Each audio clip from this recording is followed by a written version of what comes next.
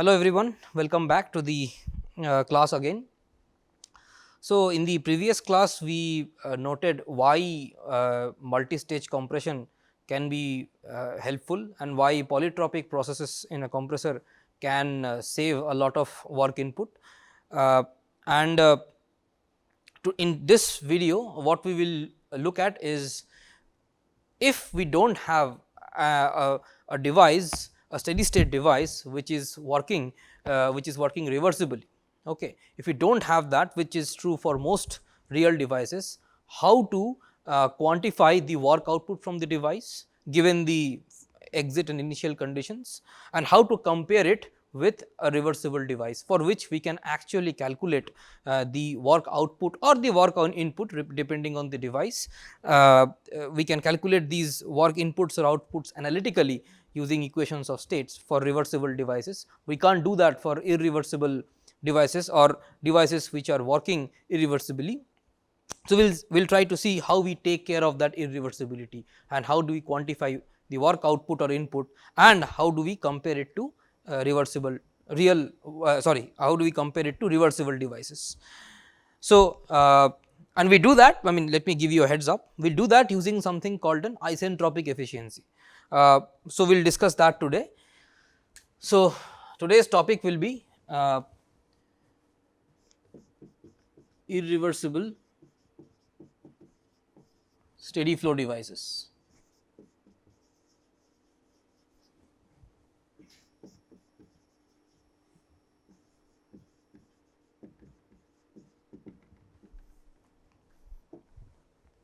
All right. So, an example of such a device will be a turbine or a compressor, which we have been discussing so far.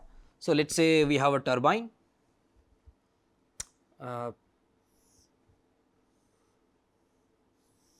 So, this can be a turbine where you have some inlet condition and you have some exit condition. So, the inlet state might be represented by E I and the exit state might be represented by E, and this turbine it might be mounted on a shaft like this, and it is giving us some work output. This, let us call this W dot, let us for the time being call it W dot. So, we have seen how to evaluate this W dot if the state inlet and the exit states are given. So, now today what we will see is what is the consequence of irreversibility first of all, and the second of all, how to take care of this irreversibility by comparing it to a to an idealized reversibly working turbine. All right. So, what we will do is, before we do that, there is one thing that we have to keep in mind, and that is I will try to explain this using a very simple concept, which is, let us take a system, any system. Let us take, this is my system. Let us, for simplicity, let us assume that this is a closed system, and suppose you are supplying it with some amount of heat. Okay. And the system is initially at state 1.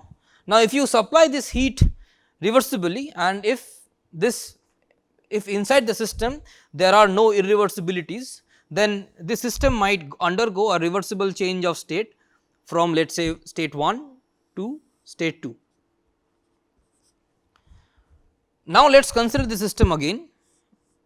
You have again the same system and you supply the same amount of heat, but now, and also you start from the same initial state. Now, if this heat is being transferred irreversibly, or if there are irreversibilities inside the system boundary. Okay. So, I will write bigger, not a problem. So, let me write down, you may not be able to see the fonts. So, let me just make the fonts bigger. So, suppose I have the same system and you are giving the same amount of heat, but now there are irreversibilities in the system. So, either there are internal irreversibilities or there are irreversibilities associated with this heat transfer, and if now the system starts at the same point, it will not end up at state 2, it will end up at a different state. Okay. So, because this is simply because this system is now undergoing an irreversible process. So, now it might undergo an irreversible process, and it might end up at state 2 prime. These states 2 and 2 prime are not the same. So, to summarize, if you do the same thing to a system reversibly and irreversibly, then in the two cases the system will end up at two different states, provided you started from the same state, right. If you take a system, have it at a predefined state and do the same thing to it, first reversibly and then irreversibly, it will end up at two different states. Okay. So, that is a very important conclusion. Of course, you can verify this very easily using the first and the second law. I would encourage you to do that, but this is something that you should realize, because this is just the principle of irreversibility. Now, let us apply this principle to a turbine. So, let us draw the process that is going on in the turbine on a TS diagram. So, temperature entropy diagram, we have already talked about temperature entropy diagram extensively. So, let us consider, so for simplicity, a gas turbine. Okay. I do not want to get into the difficulties associated with phase change. Let us consider a simple gas turbine where let us say an ideal gas is being used. It does not matter which gas is being used. So, for a gas, isobars are on a TS diagram, you might realize that isobars are represented by lines like this. These will be isobars. That means, if you travel along one of these lines, your pressure will remain the same. Now, we know that for a turbine which is working isentropically, the inlet state might be somewhere here. So, this is up because the inlet gas will generally enter the turbine at a high temperature and pressure. So, that is why I have drawn it here.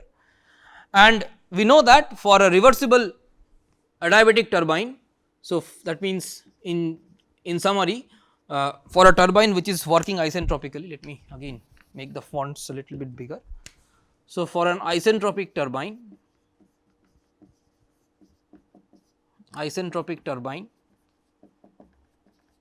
I know that throughout the turbine, the entropy of the gas that is flowing through the turbine does not change, which means the gas, when it enters the turbine and when it exits the turbine, basically undergoes a process like this. So, on a TS diagram, the process that the gas might undergo inside the turbine can be represented by this vertical line. So, this would be E. Okay. And you can understand that the entropy remains the same throughout. Now, let us consider a case of an actual turbine where there might be some irreversibilities.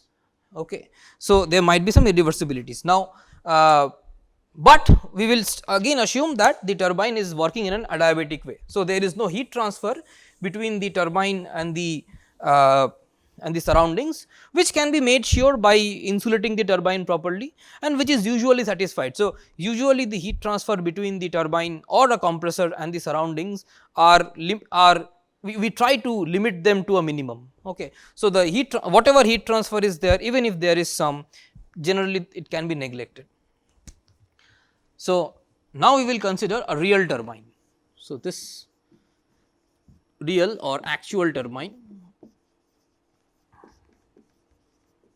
okay, and here we will say that this turbine is adiabatic, that means no heat transfer between the turbine and the surroundings, but it is irreversible. So, there are irreversible, that means there are internal irreversibilities inside the turbine. So, in other words, there is some entropy generation within the turbine that is going on.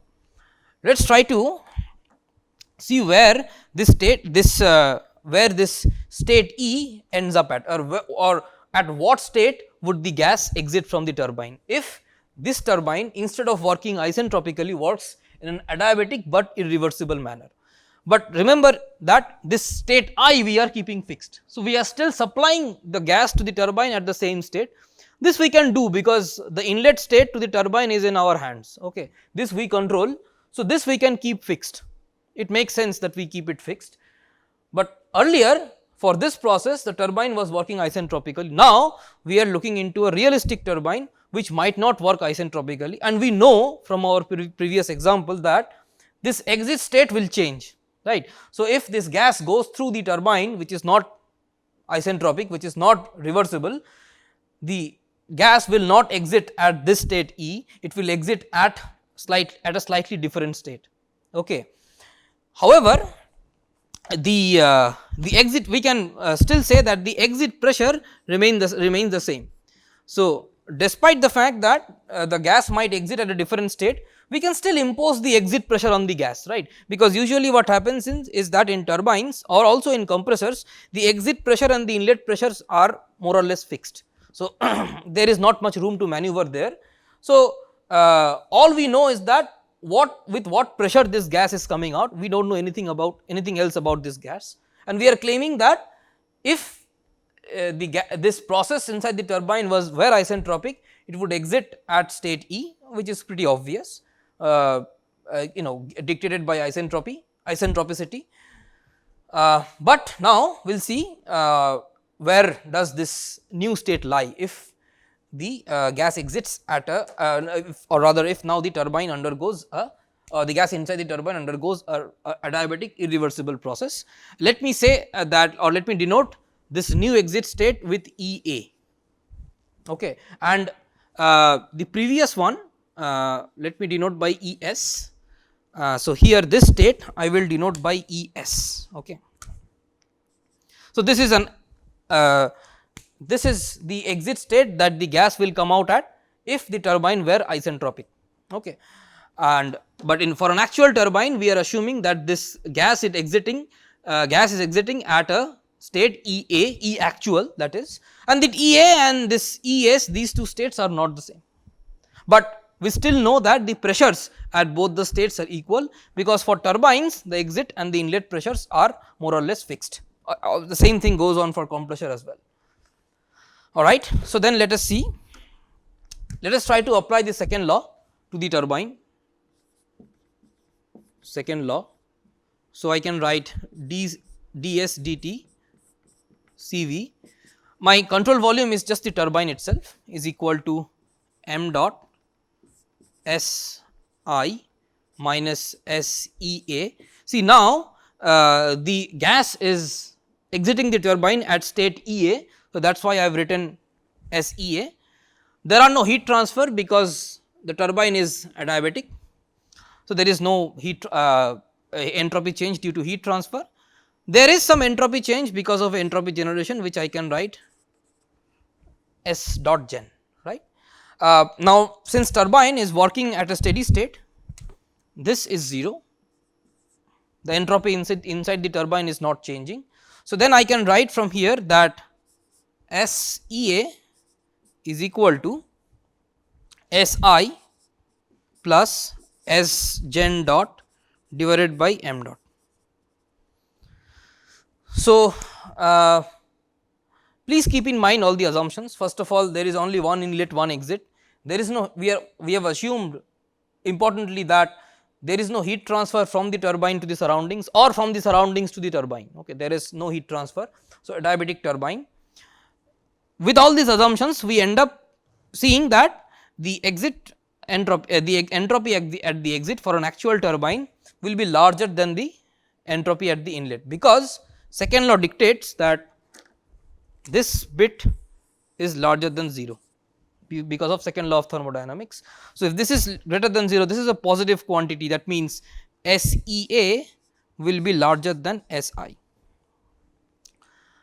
However, for a isentropic turbine, we can state that S E S will be equal to S I as required by the condition of isentropicity, which is why we drew this I E S state on the same vertical line. But now we see that the exit entropy for a realistic turbine which is adiabatic but irreversible will be larger than the inlet entropy. So, then now the state will be definitely towards the right, because the entropy of the exit gas is increasing.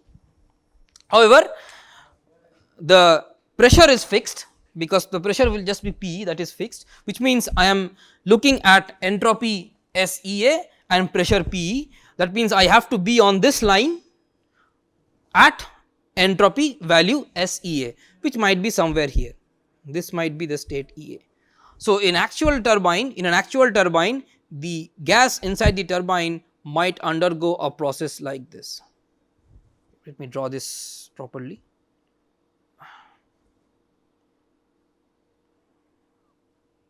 And because it is a irreversible process, I should probably draw it with a dotted line. Okay. So, this blue thick line is an idealistic turbine with a reversible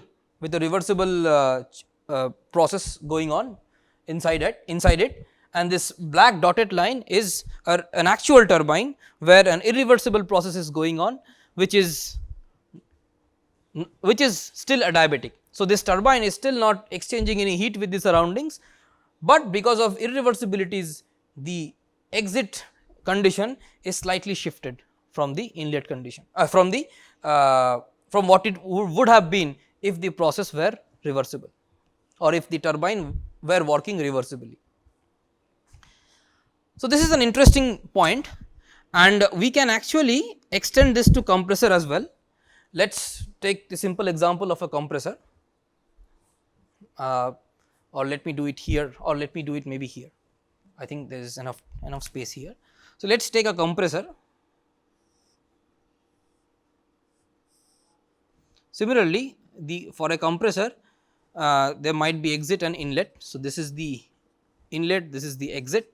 Again, for a compressor also the inlet and the exit pressures are more or less fixed. They are required or they are imposed by the design conditions or the requirement which is outside, which comes from outside this compressor. So, there will be some work input W in. So, for the compressor also we can show that the same relation remains valid. You can do this, carry out the same analysis for the compressor, and you can again show that this remains valid, provided that the compressor is working adiabatically. Okay. And also if the compressor is working isentropically, again this will be valid. The exit and the inlet entropies of the compressors of the gas that is working in the compressor will be the same. This is something we have already discussed. So, then if I represent the process going on in the compressor on a TS diagram, this will be TS. Again let us consider a compressor which works with gas. So, isobars are like this. So, for an isentropic compressor,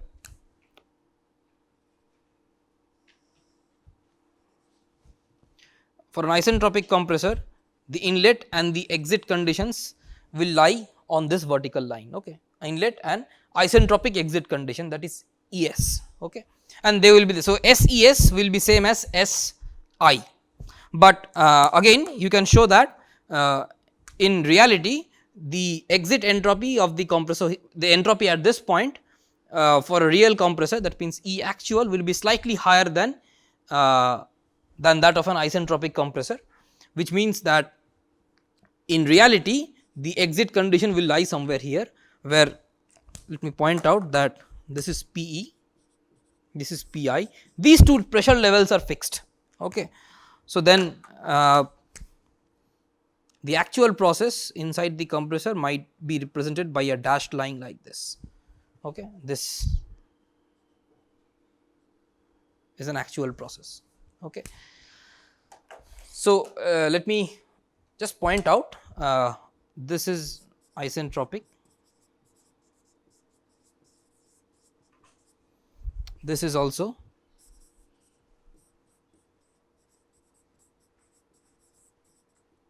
isentropic.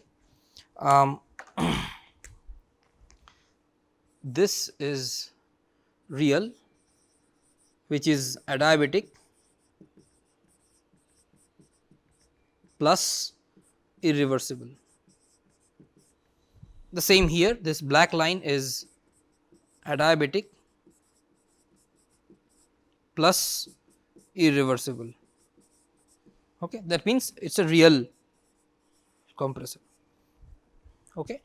So, what we will do in the next video is we will now see how to relate the, for example, for a turbine, how to relate the work done in this actual process to the work output coming out of the isentropic process or isentropic turbine. Okay. And similarly, we will do the same thing for a compressor as well. Okay. That is what we will do in the next video. Thank you very much.